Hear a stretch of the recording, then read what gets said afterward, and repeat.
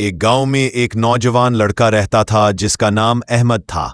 احمد کے خواب بہت بڑے تھے مگر حالات بہت کمزور۔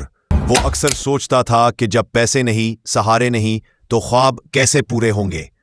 ایک دن وہ گاؤں کے ایک بزرگ کے پاس گیا اور بولا، بابا جی، میں بہت محنت کرتا ہوں مگر کامیابی میرے پاس کیوں نہیں آتی؟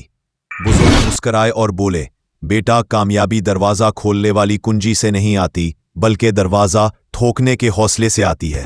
پھر انہوں نے احمد کو ایک کہانی سنائی۔ ایک شخص روز ایک پہاڑ پر چڑھنے کی کوشش کرتا مگر روز ناکام ہو جاتا۔ لوگ ہنستے مگر وہ نہیں رکتا۔ سالوں بعد جب وہ پہاڑ کی چوٹی پر پہنچا تو اسے احساس ہوا کہ اصل کامیابی چوٹی پر نہیں تھی بلکہ وہ حوصلہ تھا جو ہر دن اس کو دوبارہ کوشش پر آمادہ کرتا تھا۔ احمد نے یہ بات دل سے لگا لی۔ اس نے روز چھوٹے چھوٹے قدم بڑھانا شروع کیے۔ کچھ وقت لگا مگر ایک دن وہ وہیں پہنچ گیا جہاں کبھی صرف خواب میں دیکھا تھا۔ سبق: کامیابی انہیں نہیں ملتی جو صرف خواب دیکھتے ہیں بلکہ انہیں ملتی ہے جو ہر دن جاتے ہیں۔